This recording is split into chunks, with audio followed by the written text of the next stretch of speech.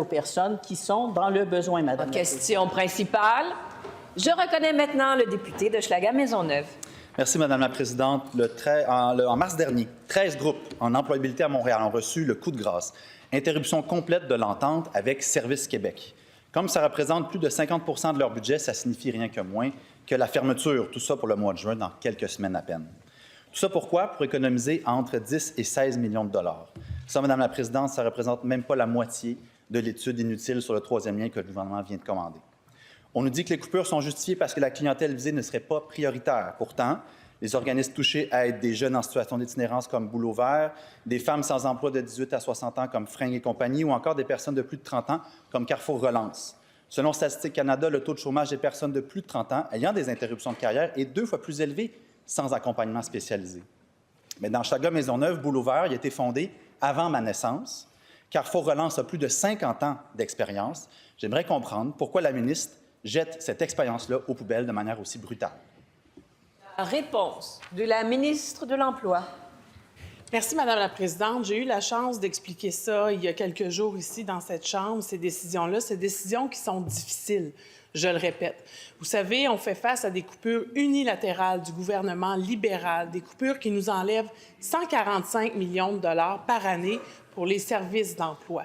Et c'est majeur. Et je le répète, ça nous amène à prendre des décisions qui sont difficiles. Malgré tout, on aide les organismes spécialisés en employabilité à la hauteur de 250 millions de dollars par année.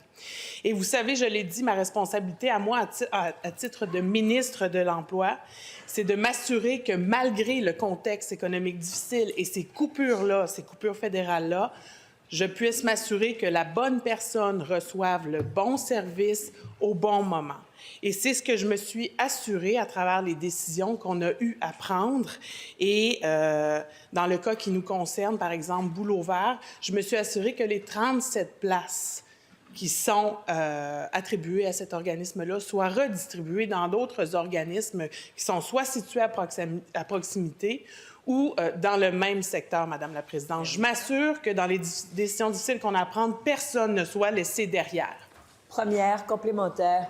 Le fameux 145 millions du fédéral, c'est un montant qui est arrivé en 2017. Bien, Boulot Vert, Carrefour Relance et les autres groupes, là, ils ont vécu la majorité de leur existence sans la présence de cette subvention-là fédérale. Puis là, ils devraient disparaître en même temps que la subvention fédérale. Ça n'a pas de sens, Madame la Présidente. Ça ne peut pas être ça le legs de la ministre de l'Emploi. Le gouvernement demande toujours aux groupes d'innover. Ils le font constamment. Mais là, c'est au tour de la ministre d'innover. Fermer 13 groupes à Montréal en pleine crise tarifaire, c'est pas possible. Est-elle prête, elle, à innover? La réponse de la ministre. Merci beaucoup, Madame la Présidente. Madame la Présidente, pardon. Je l'ai expliqué. Les décisions qu'on a à prendre dans le contexte actuel sont difficiles.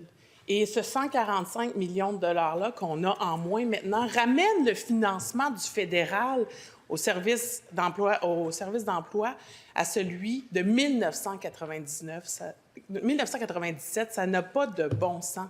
C'est quelque chose qu'on a dénoncé. Je m'assure qu'on puisse pouvoir continuer nos interventions pour aller chercher le financement nécessaire à Ottawa. Je n'ai pas entendu mes collègues dénoncer ça, nous apporter leur appui à ce niveau-là, mais je veux vous dire que moi, à titre de ministre de l'Emploi, je ne lâcherai pas et je vais surtout m'assurer que personne... Deuxième complémentaire. C'est peut-être déplacer les places des groupes fermés dans d'autres groupes voisins. Bien, on a appris cette semaine qu'elle demandait aux 10 groupes voisins de recevoir ces nouvelles places-là gratuitement. Bien, il faut le faire, hein? On fait disparaître les groupes. Puis là, on dit non, c'est pas grave, on préserve les places, mais en sous-marin, on demande aux autres groupes de le faire gratis. Bien, voyons, ça demande des ressources, recevoir des nouvelles personnes, du nouveau monde. Puis en plus, les groupes en employabilité à Montréal, la liste d'attente sont pleines.